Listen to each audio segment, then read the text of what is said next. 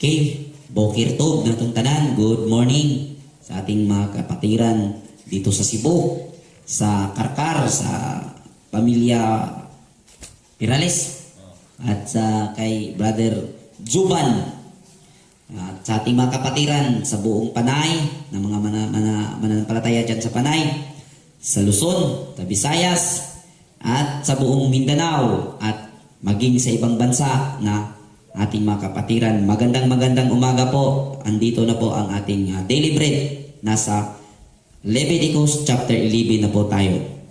Okay, atin pong tatalakayin ngayon ang tungkol sa kabanalan at tungkol po ito sa pagkain. Okay, verse 1 ng Leviticus chapter 11. Sinabi ni Yahweh kina Moses at Aaron, ganito sabihin ninyo sa bayang Israel, sa mga hayop na lumalakad sa lupa, makakain ninyo. Ang lahat ng hayop na nabiyak ang kuko at ngumunguya ng pagkain mula sa sikmura. Kaya ang kamelyo, kahit na ngumunguya ito, ngunit hindi biyak ang kuko, ay di dapat kainin. Ang dagang gubat ay ngumunguya rin ng pagkain mula sa sikmura, ngunit hindi biyak ang kuko. Hindi ito malinis, kaya hindi dapat kainin. Okay. Verse 7 to last. Okay, verse 5. Verse 5 na. Okay. Ito na po yung pag-uusap tungkol sa yung mga malilinis at hindi pwedeng kainin at hindi pwedeng kainin ng mga hayop. So sa last kahapon na pag-usapan po natin o ating na diskusyon sa last chapter natin, yung chapter 10, yung ng mga priests tungkol sa kabanalan, yung pagkilala kung ano ang kabanalan at ano ang hindi, ano ang malinis at ano ang marumi. Kaya parte po sa katuruan ang pagkain kung ano ang malilinis at marumi, at ito ang inutos ng Aba Yahweh. Ito ay sinalita niya sa mga pari, at ang mga pari naman ang nagsalita sa bayanan ng Israel. Kaya dito po mababasa natin ang instruction tungkol sa pagkain.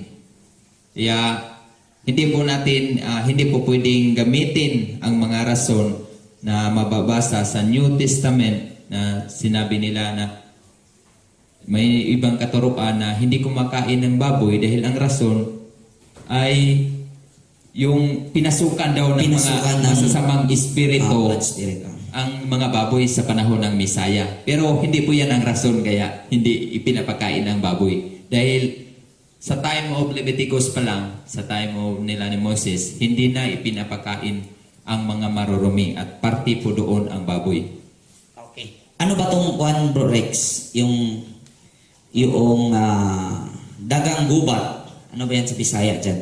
Sa verse Verse 5. Ang dagang gubat ay ngumunguya. Kuniho o libre. Libre dito eh. Kuniho din ng dagang gubat. Akala ko baboy ihaas. Baboy ihas, Bisaya. Ha? Ngumunguya ba yan? Ngunit hindi man biyak ang kuko. Di ba biyak man ang kuko ng baboy? Siguro kuniho yan. Kuniho. Kuniho. Pero andito man yung kuniho sa verse 6. Tingnan mo sa verse 5 dyan. Walang verse 5 dito eh. Nag-isa. 4-6. Asang verse 5 gibutang? Wala. Tanaw na to sa English. Nganong gikuha man ang verse Libre. 5? Kasi nitong libre. Kasi pag sinabi kasing dagang gubat, maging Baboy ihas yan eh. pwede rin yung baboy ihas, at pwede rin yung mga daga talaga. Kuni din eh. Kuni. Kuni. Sa kanang kuni. Because issued the cad, but if I did not tako, he is unclean to you. Itong dagang gubat, possible na ito nga yung mga daga na nasa Humayan. May mga kakilala po ako sa Bohol, sa amin po, na kumakain ng daga na nandyan sa palayan dahil daw yan ay malinis. Ngunit the instruction is bawal pa rin dahil hindi nga biyak ang kuko nito. At sa verse 6, papatuloy po natin. Ang kunihong gubat ay ngumunguya rin ng pagkain galing sa sikmura, ngunit hindi rin biyak ang kuko nito. Hindi ito malinis. Okay, verse 7. Ang baboy, biyak nga ang kuko, ngunit hindi naman ngumunguya ng pagkain mula sa sikmura, kaya hindi ito dapat kainin. Huwag kayong kakain ng karne ni hihipo man sa bangkay ng mga hayop na ito. Marumi ito para sa inyo. Amen. So dito natin nababasa parte sa baboy kung hindi bakit hindi ito ipinapakain dahil kahit na ito ay biyak ang kuko, ngunit kapag kumakain nito ay hindi Ay yung mumunguya, yung kahit hindi ba kumakain, imagine, napapansin mo yung kambing? Oo. Yung kambing, nakastandby yan siya doon sa, hindi na siya na kumakain sa damo. Pero pag nakastandby siya, palagi siyang gumunguya. Parang, yun ang punipunto dito na mumunguya galing sa sikmura. Yung baboy, mumunguya nga yan sa pagkain, ngunit hindi nga yan katulad ng baka, kambing, tupa, kalabaw, na mumunguya kahit walang kinakain. Yung kambing mumunguya yan eh. Yung baboy, mumunguya lang yan pag kumakain. Oh. Kasi yung intindi ng iba, nito Brother Rex, ang baboy daw, hindi daw mumunguya. Mumunguya yan eh, sa tuwing kumakain. Ang pinupunto po ng Biblia ay, ang ng Leviticus, ang pinupunto po, yung mumunguya ng pagkain na nanggagaling sa sikmura. Yung katulad nga ng kambing na ating ma-observe, na kahit walang kinakain, palaging ngumunguya. Yan ang napapansin ko. Yun ang pinupunto dito. Oh. At sa verse 8, sinabi dito, huwag kayong kakain ng karne ni hihipo man ng bangkay ng mga hayop na ito. Marurumi ito para sa inyo.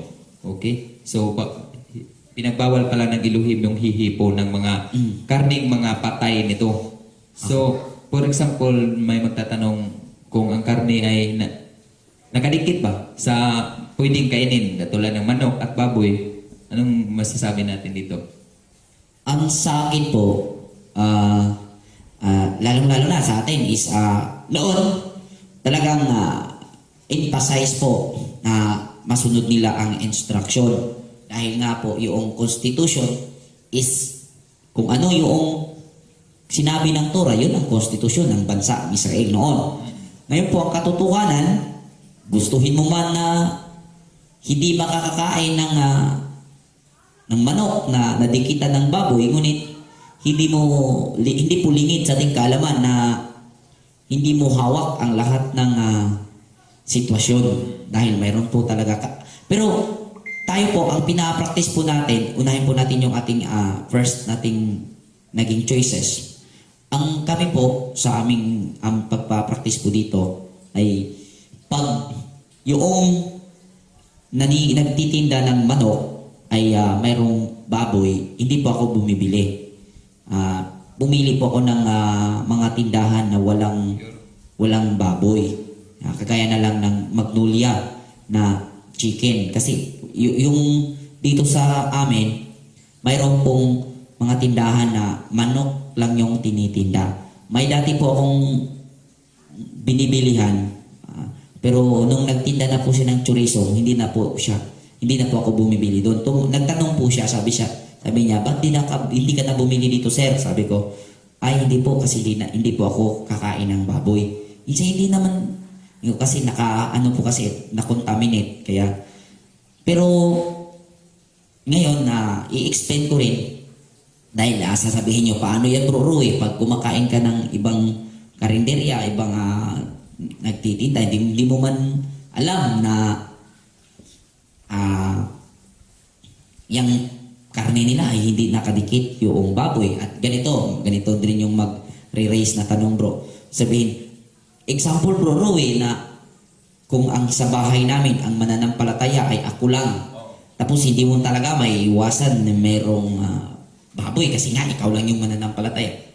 Iisa na lang yung freezer. Totoo, hindi ka kumakain ng baboy. At nung sinasabing dyan sa verse 8 ay Bro Rex, hindi maiiwasan. Sabihin natin, na-contaminate yung buong refrigerator. Ngunit po, ang ating magagawa po dito is humakbang po tayo na kung saan ano yung nakikita nating dapat nating gawin na maging ma-preserve ang ating maingatan po natin yung ating nalalaman tungkol sa kabanalan. Kumuha ka ng Tupperware, ipasok mo yung dong pagkain mo at hanggat maaari umiwas ka po nang sa ganun nakikita po ng Ama ang ating pagsisikap at malulugod po ang Ama. Hindi po pwedeng dahil hindi na maiiwasan, magpabaya ka na lang. Hindi po pwede ang ganun. Dahil yan po ay masasabi nating hindi nga tunay na ikaw ay umibig sa naging utos ng Elohim. Sinadya po ng Elohim ang ganitong kaparaanan na mangyayari. Dahil po, mga kapatid, i-explain ko na to. Dahil po nga po dati, malaya ang bansang Israel na sundin kung ano yung kalooban ng Ama. Dahil nga po, yung Constitution is ang Torah.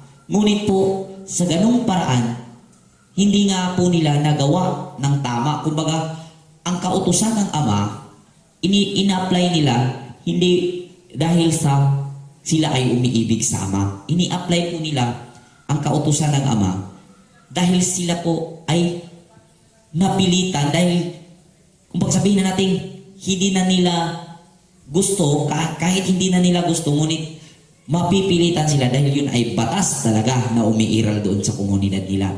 Ngayon po, sa ganong paraan po, ay nakikita po natin na misinterpret ng paglipas ng panahon. At sinunod nila ang kautusan dahil kautusan. Yan ating napapansin at yan ang ipinaglalaban ni Pablo. Dahil ang nangyari, ang kautusan, ginawa nila dahil kautusan. Kumbaga, kailangan mong gawin dahil kautusan yan. Ang gusto ng Aba na gawin natin ito, hindi dahil kautusan.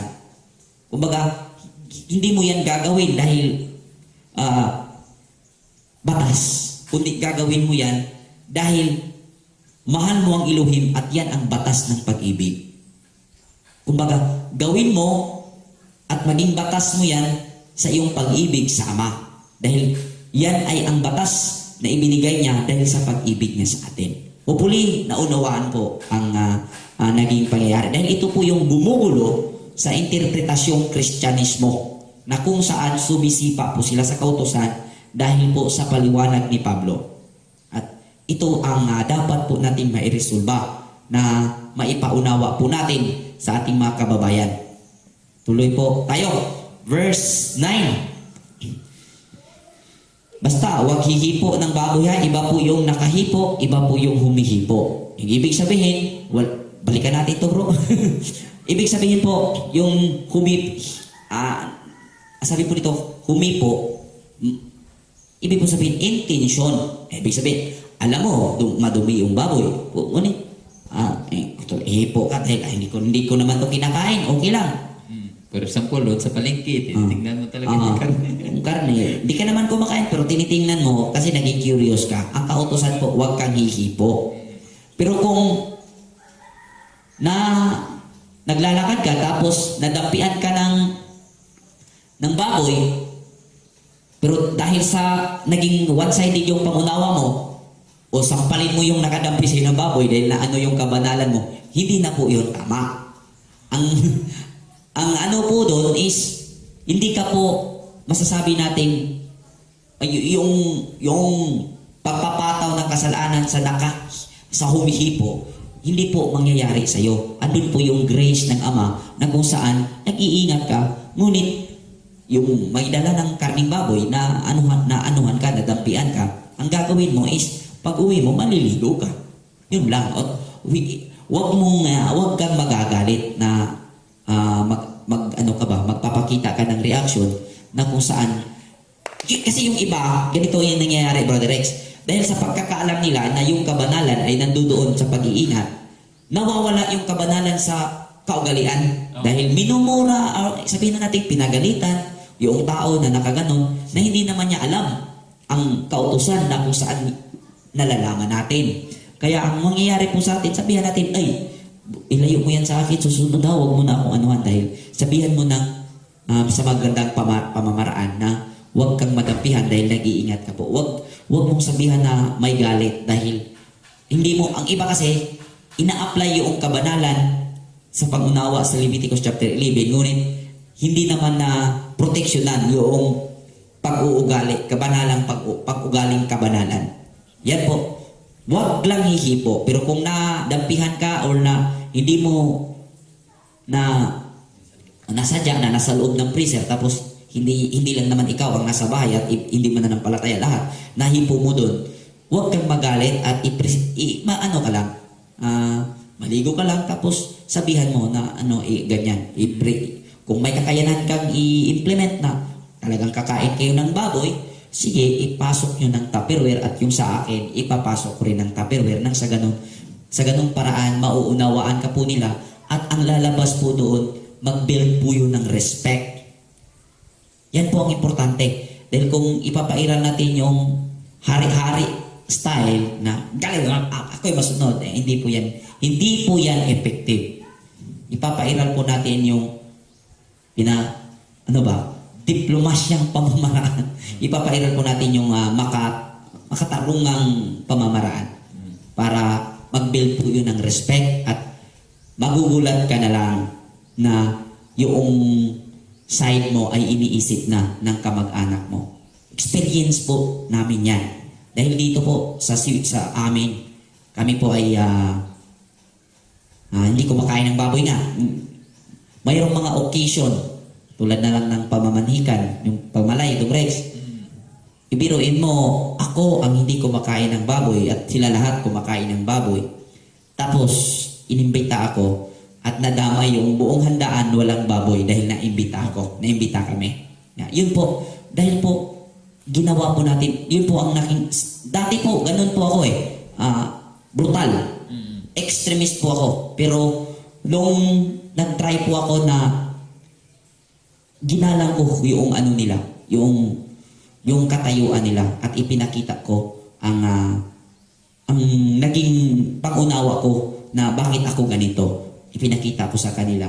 Ayun po, sila na po mismo ang pumanday ng pamamaraan na maipakita din nila ang respeto nila sa pananampalataya natin. At sa ganung paraan po, makikita natin na yun na ang magiging daan na unti-unti nilang makikita ang pagkakaiba ng isang tunay na mananampalataya. Amen. Okay, verse 9. Sa mga nilikhang nasa tubig, maging alat o tabang, ang maaari lamang ninyong kanin ay ang may mga isdang may palikpik at kaliskis.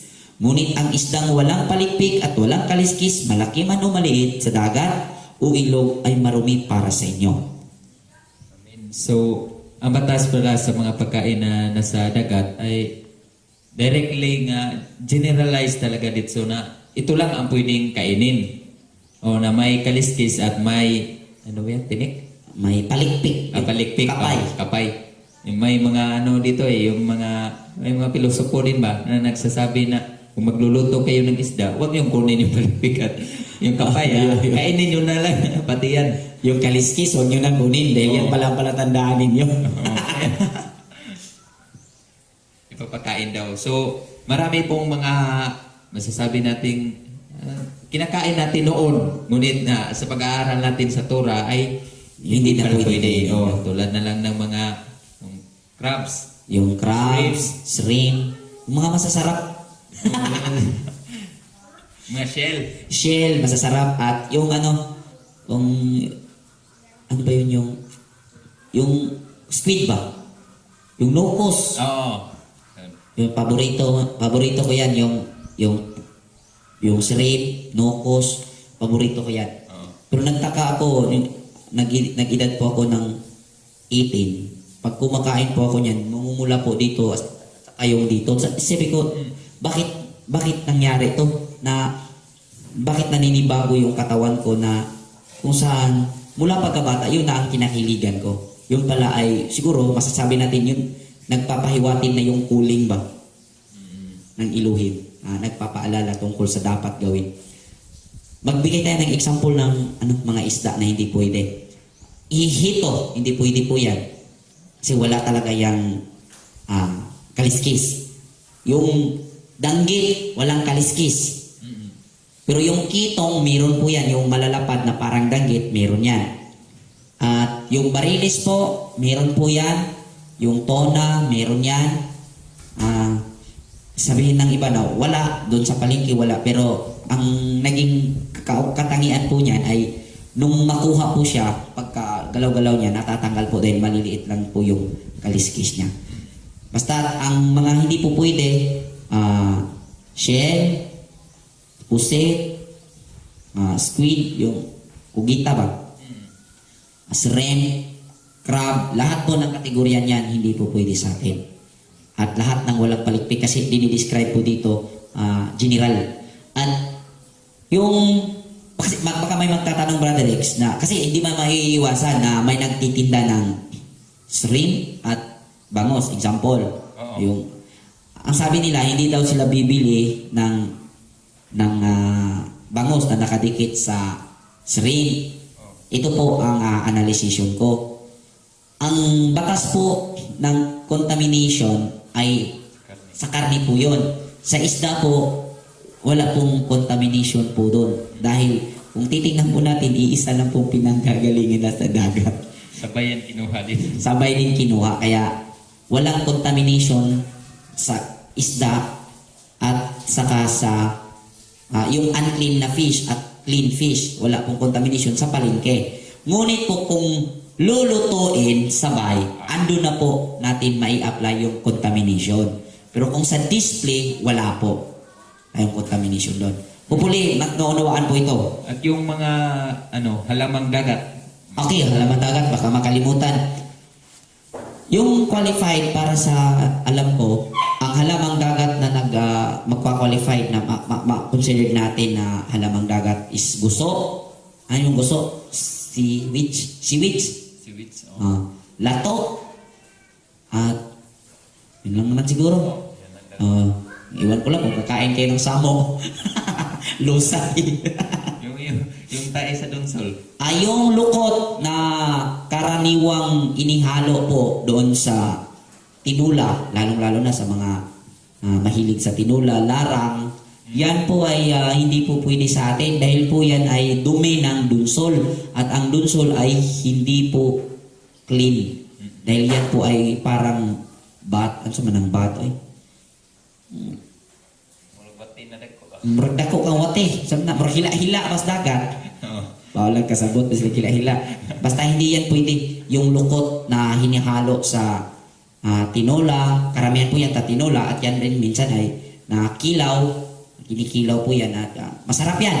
Dahil natikman po natin yan at yan ay hindi po pwede sa atin. Mas mabuti na pong maliwanag dahil baka isipin ito masustansya dahil tunog na tunog po yung shell, pampadagdag ng gatas ng anak at sabaw daw, lagyan ng maraming sabaw at kayong lukot, maganda din daw yun pero yun ay hindi po pwede, bawal po sa atin yun. So dito po, tuloy po tayo. Asan ako? Verse 9? Verse 10. Verse 11 na pala. Huwag kayong kakain ito at iwasan ninyo ang mga patay na ito. Lahat ng nilikha sa tubig na walang palikpik at kaliskis ay huwag ninyong kainin. Okay. Tungkol naman sa mga ibon, ang mga ito ang huwag ninyong kakainin, sapagkat marumi ang agila, ang buwetre, at ang agilang dagat, ang lawin at ang limbas, at ang mga kauri nito. Lahat ng uri ng uwak, ang ostrich, pangabing lawin, lawing dagat, at mga kauri nito. Lahat ng uri ng kwago, ibong maninisid ng isda, ang kwagong parang may sungay, at ang pilikano, at ang lahat ng uri ng tagak, ng tariktik, ng paniki, at kabag. Lahat ng kaulisap na may pakpak at may apat na paa ay marumi para sa inyo, maliban sa mga kulisap na lumulundag, tulad ng lahat ng balang mahaba ang ulo, balang na kulay berde at bawat balang sa ila. Okay. Balik tayo sa ibon. Doon muna tayo sa ibon. So, dito sa mga ibon, dahil tapos na tayo sa isda, sa mga gumagapang. So, dito naman tayo sa mga ibon. So, ang batas po dito sa mga ibon, naka-specific po ang mga pangalan ng hindi pwedeng kainin. Ngunit hindi po natin alam kung ano ang rason. O, na anong rason kung bakit ito hindi ipinapakain. So dahil siguro sa mga Israelita noon ay mahilig talaga sa pangangayam ba? Pangangaso. O pangangaso ng mga ibon. So talagang naka-specific. So ngayon po ay mahirap na po tayo na gawin ito dahil unang-una may batas na tungkol sa Pangangaso. hindi na pwedeng mangangaso sa mga ibon. Hindi na pwede dahil pwede ka nakasuhan. So Endangered species. So hindi na tayo gaano mahihirapan nito sa pag-identify at sa pag-apply tungkol sa pagkain na sa mga ibon dahil panagsaan na lang, di ba? Hindi na karaniwan na naging kaugalian na kakain ng ibon kasi ang karamihan ngayon is ulam, manok, baboy, at isda. Yan ang palaging kinakain ng tao. Kaya kung sa ibon, wag po na lang, kung sabihin na lang natin, wag na lang po kayong kakain ng ibon din yung kilala. Kain kayo ng ibon, yung ano na lang, yung tukmo, salampate, yung manatad, yun na lang. Pero kung yung iba kasi, ano na po yan, bibihira na po yung mga ibon ngayon. Pagka ibon, siguro, ingat-ingat na lang po. Wag na lang pong bibihira na lang din po yan eh. Kadalasan ngayon is tukmo na lang eh. Tukmo, Yan ang kadalasan dahil may itlog sa pugo. pugo, yan pwede yan. Mga klaradong pwede. Okay, tuloy po tayo dito sa 20. Lahat ng kulisap na may pakpak at may 4 na paa ay marumi para sa inyo. Maliban sa mga kulisap na lumulundag, tulad ng lahat ng balang na mahahaba ang ulo, balang na kulay berde at bawat balang sa ilang. Okay. Mga apanapan, balang. Mga mga masana, mga grasshopper na. Sa pera. So, sinabi na yung mga mahugaw sa balang kaninyo ang tanang gagmay mananap nga pakan nga dunay upat ka tiil. So, ano bang klaseng mananap ito? Hindi natin alam. 4 na paa. Tanang kulisap man. So, kanang Pakan. umigas nga naipako. Hugaw na. Naninipot. Hugaw na. Basta mga kulisap, hugaw. Marumi po yan. At ang pwede po na inano is ang Grasshopper. grasshopper, yung dulon sa Bisaya. Yun po ay ang naging pagkain ni John de Bilab. John de Baptist. At honey ang naging pagkain niya. So, Pwede po yun. So, sa ating nakikita, hindi ito naging practice sa atin. Ngunit ito pala ay pwede kainin. Oo. Kaya, pwede pala kumain po tayo ng mga grasshopper. So, yung mga pinsan ko dati, yung kasamahan natin doon, nagluluto sila ng grasshopper, sinubukan talaga nila. Sabi na, masarap daw, parang adobo. Pero yung mga taga Luzon bro, mga Pampanggenyo, mga Ilocano, kumakain po ng mga ano-anong hayop sa marami po silang kinakain, pero masasabi natin na yung nakikita ko yung sa amin may pumupuntang Ilocano, kumakain ng timos. Siguro pwede yun, lumulundag man. At saka kumakain din siya ng dulon. Pwede, pero nasuraan yata kasi kumakain ng batod. Di, batod ba? Yung nasa lubeh, na patay na lubeh, uod yung dagko ba, namurag, anak ka dagko, madlo ko magtanaw. Maputi na uod. Oo. Kumakain ng ganun, giprito. Isa-isa, pagka at nasumrahan. Kaya mayroon po iniutos ang Elohim tungkol sa kabanalan at dapat po ito ay ating sundin. Pero hindi na po ito popular na tungkol sa mga pagkain ito, sa mga ipis, mga hayop na ito dahil bibihira sa atin. Pero dapat din kung mayroon tayong mga kapatirang Ilocano, ang naging pwede po yung sipte, nakakainin yung dulon, at saka yung grasshopper nga, at saka yung parang timos, yun po ay pwede. Okay, tuloy po tayo, 24. At sino mang humawak sa bangkay ng hayop na ito ay ituturing na marumi hanggang sa paglubog ng araw. Okay? At ang sino mang dumampot sa mga ito, ituturing na marumi hanggang sa paglubog ng araw at dapat niyang labhan ang kanyang damit. Bawat hayop na biyak ako ko, ngunit hindi ngumunguya ng pagkain mula sa sikmura ay marumi nga at ituturing na marumi rin ang bawat umahawak rito. Amen. So lahat ng pinagsasabi dito sa itaas na verse na hindi pwedeng kainin at kapag ito ay nahipo, hindi sinasadya mo pagkahipo, katulad na lang kapag hindi talaga natin maiwasan, may namatay na hayop, aso, waya baboy, kailangan mo yan ilibing. Hindi mo naman pwedeng pabayaan yan. Babaho yan. Okay. Kailangan mo talagang ilibing. May dito na kailangan mong labhan ang iyong bisti at maligo ka. Kasi yung iba, Brother Rex, napapansin mo yung Good Samaritan na naging kwento ng Bisaya. Oo. Dahil po sa naging batas ang paghahawak ng may dugo, na naging part yun sa kabanalan, ay naging rason na rin upang hindi tumulong Kapwa. sa kapwa. Kaya na lang, mayroong namatay diyang aso na sagasaan. Tapos alam mo ang batas na to. Tapos dahil alam mo ang batas na to, na yan pala ay marumi, kung mahipo mo, ay Pinabayaan mo. mo na lang. So, dahil sa nasusulat na marumi, yan po ang dapat na mauunawaan. Dapat hindi dahil nabasa na marumi ay hindi mo na pwedeng hawakan. Based po sa kung ano ang dapat mong gawin. Amen. Gawin mo, ilibing mo dahil hindi ka naman po nagkakasala. Naging marumi ka lang ngunit hindi ka nagkakasala. Magkakasala sila noon, kaya po ito ay naisulat ng Elohim at naiutos.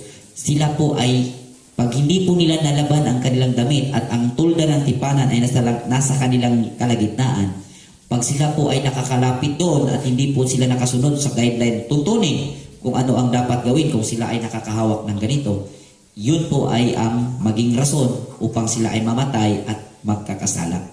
At doon po sila magkakasala. Kung hinawakan nila po yun, inilibing, hindi po nagkakasala. Naging marumi lang po sila. Ngunit kung sila po ay lalapit doon sa tulda ng tipanan at alam nila na sila ay nakakahipo ng patay dahil nilinis nga nila yung patay at hindi sila naliligo, doon po sila nagkasala. Malinaw po Pero kung sabihin na natin, alam yun ang nagdaang chapter na sinabi, mayroong mga kasalanan na hindi nila alam, ngunit nung nalaman nila, kailangan nilang maghandog. Ito po yung example. Nakakahipo ka ng hindi mo nalalaman na yung tubig pala na ginagamit mo ay mayroong patay doon na sabihin na natin daga. Hindi mo nalalaman. Tapos ligo ka ng ligo. Yun ang ginagamit mo. Tapos pumunta ka doon sa tipanan, sa tulda ng tipanan. Tapos makaraan ng ilang araw, nalalaman mo, mayroon palang daga, napatay doon. Tapos marumi ka. Every time na nagpunta ka doon sa tipanan, doon ka nagkakasala na hindi mo alam at dapat kang maghandog. Yun po iba po yung may namatay dyan na hayop, dapat mo yung ilibing, hindi ka po nagkakasala. Magkakasala ka kung ibaliwala mo yung nalalaman mo na dapat kang maligo pagkatapos mo yung mailibing. Doon ka po magkakasala. At sa ngayon po, dahil yan po ay masugid na iniutos noon dahil nandun po yung tulda ng tipanan. At ngayon po, wala po ang tulda ng tipanan, hindi rin po ibig sabihin dahil wala ang tulda ng tipanan, hindi na rin natin gagawin. Ang gagawin po natin, dahil alam na natin na narumihan pala tayo, after natin maglibing, kung ano man yung patay na hayop, or ano man yung nahipo mo, nalalaman mo na marumi, dapat kang maghugas. Maghugas, maligo. Yan po. Okay. At hindi natin maiwasan, may magtatanong kung paano yung mga taga-imbalsamo. Taga-imbalsamo. Embalmer. Mga embalmer, yan. Kung marurumihan ba sila? Kasi may nasulat sa Torah na pag nakahipo ka ng patay, Marumi ka until sunset. Oo. Hmm. At yung ginagawa na, trabaho na hindi. Kinabukasan na naman. Oo. Ano yan eh? Marumi, pero hindi po yan pagkakasala. Pero kung hindi po sila naliligo at alam nilang sila po ay marumi dahil sila po ay nagtrabaho sa mga patay, doon po sila nagkakasala. Pero kung trabaho nila yon, kahit po tayo humihipo ng patay, hindi po tayo nagkakasala. Kung nilalabag mo po yung tuntunin tungkol sa anong dapat gawin kung mayroon ka ganong sitwasyon, doon ka po nagkakasala. Hindi po pagkakasala ang pagkakahipo ng mga patay. At based din po sa naging sitwasyon. Example na lang. Alam mo na ano na yan mayroon nang maglilibing pero hipuin mo talaga sinadya mong ikapong hiwa ka di man day magkasa, hindi na po yan tama, wala na po yan sa tamang pag-iisip. Dapat po malawak yung common sense natin. Simple lang naman unawain ng Biblia basta di lang natin bubulburan ng libadura. Amen. Okay, continue po tayo sa mga hayop na 28 yata ko. Dapat labanan ang kasuotan ng sinumang humawak nito at siya ay ituturing ninyong marumi hanggang sa paglubog ng araw. Ituturing na marumi, hindi ituturing na makasalanan. Okay, malinaw po yan. Verse 29, sa mga hayop na naglipana sa lupa, ituturing ninyong marumi ang mga sumusunod. Ang mga bubuwi, ang mga daga, at ang lahat ng uri ng bayawak, ang mga tuko, ang mga buwaya, ang mga butiki, ang mga bubuli, at ang hunyango. Marumi ang lahat ng ito. Sinumang humahawak sa alinmang nito ay ituturing na marumi hanggang sa paglubog ng araw. Amen. So, sa ating nakikita dito, yung mga hayop na ito, yung mga insekto na ito, nakikita natin yung, bantay ka sa video yung nangyari sa China. Yung Kaon. kinakain nila yung mga maliliit na mga daga, yung kahit buhay pa. Exotic lang. Exotic nga mga pagkain. So, kaya siguro nangyari yung mga sakit. Dahil talaga, ang mga pagkain na pinagbabawal ng Elohim na ating nababasa, ay may resulta o masasabi natin, may epekto yan sa ating mga katawan. Tulad na lang ng mga bawal sa dagat, shrimp. May mga iba talaga kapag kumakain dito, naging allergic. May reaction yung katawan dahil pinagbabawal yan ng Elohim. So sa ating nakikita dito, itong mga pinagbabawal ng Elohim, kinakain ng mga tao, kaya nagkakaroon ng mga sakit ang mga tao. Kaya posible po nung nangyari sa China, ito ang dahilan dahil sinabi ng Elohim, kapag nilabag natin ang kautusan, may consequences na yan. May sumpa na yan na on yung sumpa. Bawat pagkakamali at lalo na sa ganyan ay mayroon pong sabihin na nating principle ba na pag yan ay ginawa mo, mayroon niyang kaakibat na consequences. Sige, verse 32, kung alinman sa mga ito ang namatay at lumagpak sa damit, kagamitang kahoy, balat o anumang kagamitang pang-araw-araw, ituturing na marumi ang nilagpakan nito hanggang sa paglubog ng araw. So, katulad na lang ng ating yung mga pinggan na hindi maiwasan, may mga butiki yan, butiki. Pero yung patay. Yung patay na nahulog, namatay nahulog doon sa pinggan. So, yung pinggan ay ating ihiwalay muna at hugasan at dumi siya sa isang araw. Hanggang sa paglubog ng maganda, araw. lagyan na lang ng initubig. Klaro. Purified. Kung sa palayok ito mahulog, ituturing ding marumi ang laman nito at dapat nang basagin ang palayok. Anumang pagkaing may sabaw o inuming tubig na malagay dito ay ituturing na marumi. Okay. Kuon man ang palayok, kuon. Kung example, banga. Banga, alam mo yung banga, ha? Palayok ba? Yung malaking palayok. Yung lalagyan ng tubig niya. Kasi yun ang uso before. Dahil pag yan ipapasok ang tubig, malamig po yung tubig, parang nilalagyan ng yelo. So, yan po ang kinakaugalian noon. At ang instruction po, pag dyan po nahuhulog, example, hindi nga napasok doon sa loob, nahulog nga lang.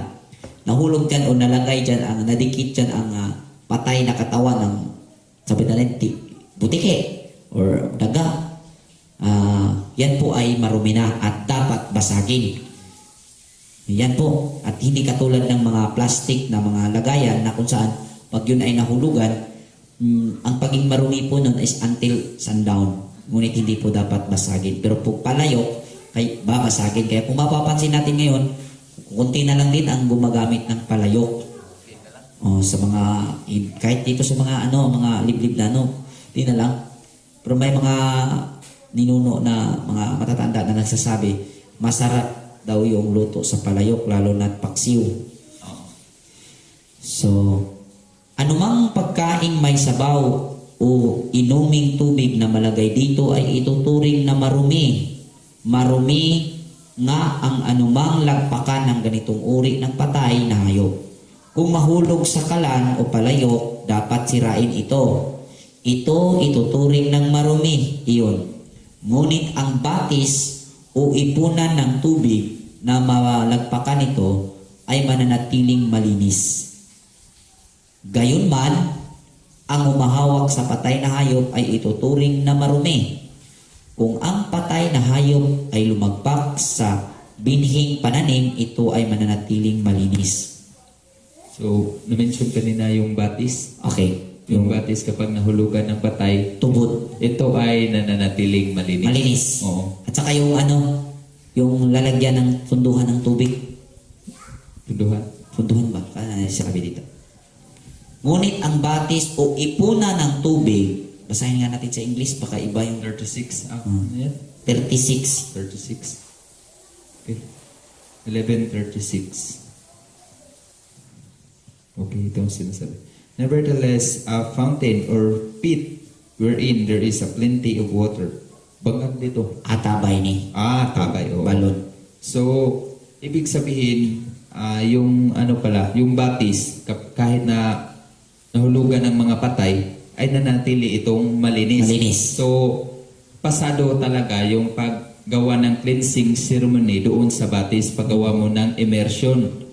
Dahil Hindi kung po siya- gagawin ko ito sa mga tab, katulad na lang ng nagawa sa panahon ngayon na ating nakikita, magkaroon yun ng kadumihan, hindi natin mapapansin. Mahulugan ng mga patay, ganyan. Hindi yun ang papasa sa requirement Oo, upang tama. mag-cleansing.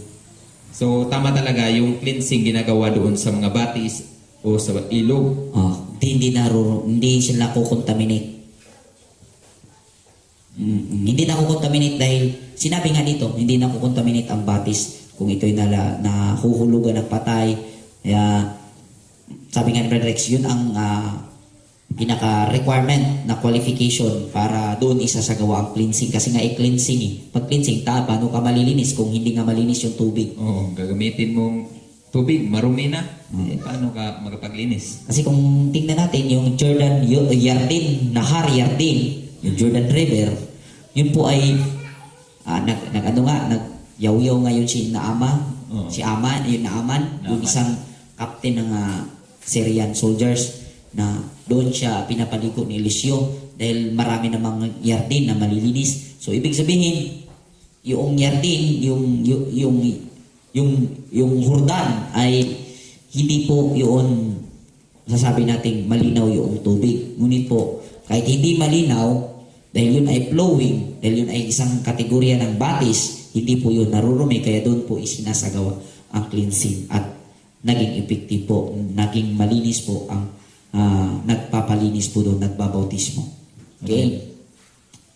Ngunit kung ang binhi ay babad na sa tubig, magiging marumi na ito. Verse 38. Okay. Apan kung ang liso bubuan og tubig nga nahulugan og patang lawas mahimong hugaw ang liso. So, ano ba ito? Okay, kanina, pag yung seedling, yung binhi na nakastock, para binhi ba? Isa pala si bata, mais, mani. Pag nalaglagan po yan ng patay na katawan ng mga ipis, daga, hindi po ma-contaminate. Pero pag yun na ay, anong tawag, germinate na ba? Yung nilagyan ng tubig para muturok na bitaw, ipa-germinate na. Tawag po niyan, germinate na ba? Kung iwan ko lang, baka nagkamali po ako. Yung nilagyan ng tubig para tutubo within 24 hours yata or 12 hours, lalagyan ng tubig, tabunan ng tela para tutubo po yung niya, sprout. Pag nalaglagan po yan ng patay na hayop na kung saan hindi marumi, hindi malinis, marumi, yan po ay hindi na pwedeng itanim dahil yan po ay marumi na. Yan po ang instruction. So, tuloy. Kung mamamatay ang anumang hayop na maaring kainin, ang sinumang humawak rito ay ituturing na marumi hanggang sa paglubog ng araw. Okay, so sa atin nakikita dito, hindi lang pala yung mga malilinis na yung mga maduduming pagkain ang nakakadumi kapag hinawakan natin. So sa ating nakikita dito, kahit patay na katawan ng malinis na pagkain, kapag hinawakan po natin, ay consider as madumi po tayo. Katulad ng kambing na namatay. For example, kanang naghikog. Oo, nahikog ang kanding. So, kapag hinawakan po natin, consider as one day tayong marumi. So, kailangan po tayong gumawa ng cleansing ceremony. Okay. Tama po. Hindi lang yung malinis na, kundi lahat ng uri ng patay ay nakakaparumi until sundown. Okay. Pero yung mga karne, lilinawin natin yung kapag, for example, kinatay. So, yung katawan nun, hindi yun makakadumi sa atin. Dahil kinatay yun, ang ipagkaintindi dito, yung namatay, kusang namatay, yung namatay sa kanyang sarili. Tama po. Okay, verse 42. Maging ito'y gumagapang sa lupa o naglalakad na may 4 na paa o higit pa, huwag ninyong dudumihan ang inyong sarili sa pamamagitan ng pagkain ng alinman sa maruming hayop na ito. Panatilihin ninyong malinis ang inyong sarili sapagkat akong si Aba Yahawa na inyong iluhim ay banal. Amen. So, for example, may magtatanong sa atin, paano yung mga ulmigas, yung mga langgam, kapag nahulog sa bigas. For example, isang sakong bigas, tapos isang langgam na namatay doon. Anong gagawin? Patay na langgam. Mahirap yun. Lalo na ngayon, sabihin na natin, mahirap yung sitwasyon ngayon, panahon ngayon. Ano yun? Siguro, hindi siguro yung consider na marumi lahat dahil... Ganito na lang ang dapat gawin. Dahil na pag-aralan natin ito na lahat ng gumagapang general ay nakakapagparumi sa anumang bagay na hindi natin dapat kainin at mapag-ingatan natin ang ating kabanalan, ang gagawin is i-secure yung pagkain. Yun ang pinaka-the best na maging hakbang natin. Kasi pag sinabi ko ngayon na itapon nyo yung bigas, baka itapon nyo, ako sisihin ninyo. Ang gagawin po natin, dahil napag-aralan na po natin ang ganitong naging usapin tungkol sa kabanalan, ang mangyayari is i-secure ang anumang pagkain upang hindi magapangan. At okay lang naman siguro magapangan kung hindi mamamatay. Kung mamamatay, considered as marumi. Kaya ang maging moral lesson dito is i-secure ang anumang pagkain na kung saan mayroon po tayong idea na pwedeng magapangan ng mga hayop. Dahil pag sasabihin nating baka magpabaya lang kahit saan ilalagay, kaya po makikita rin yung paging pabaya natin. Kung mayroon mang namatay sa bigas natin at wala din tayong bigas, ngayon, basta't yung ang gagawin natin is i-practice natin na secure yung ating pagkain nang sa ganun. Matutuwa ang Aba sa ating ginagawang hakbang tungkol sa ating napag-aralan. At sinabi dito sa verse 44, kay ako mao ang Yahweh nga inyong Elohim, busa balaana ang inyong kaugalingon, kay ako balaan man. Ayaw ninyo hugawin yung kaugalingon pinaagi sa pagkaon sa mananap nga nagkamang sa yuta.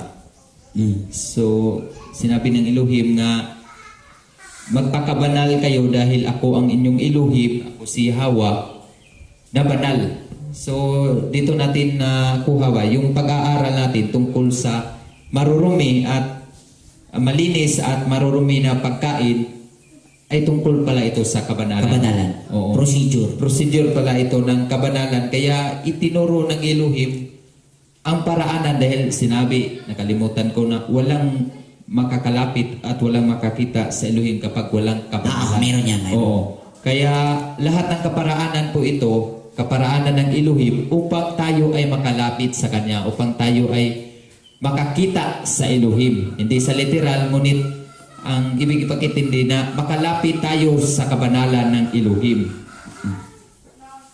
Kasi pag ito'y nasunod, you are considered po tayong righteous in the eye of Elohim. Sa harap po ng Elohim, considered po tayo na righteous dahil sinunod natin ang mga tuntuning ito. Amen. Okay? Verse 46, ito ang mga tuntunin tungkol sa mga hayop, sa mga ibon at sa mga nilikha sa tubig, para malaman ninyo ang malinis o hindi, ang makakain at hindi makakain. Ito yung mga tuntunin, sabi ng Aba, na nagtuturo sa atin upang malalaman natin ang anong pwedeng kainin at hindi pwedeng kainin. At salamat, ito ang ekspresyon ng Aba upang maiparating niya ang pagmamahal niya sa atin sa pamamagitan ng kanyang mga tuntuning ibinigay niya na makakabuti sa atin. Dahil wag na nating saliksikin pa kung bakit binabawal yan, bakit yan binabawal ang ating aalamin. Dahil po, ang Elohim ang may likha, may gawa sa lahat ng bagay. Alam niya kung ano ang makakabuti sa atin at makakasama sa atin. At sinabi niyan yan, huwag niyong kainin dahil hindi yan makakabuti sa inyo. Dapat nating paniwalaan at sundin dahil yan naman talaga ay nakakabuti sa atin. Salamat po sa ating lahat. Magandang umaga. Shalom Aleichem.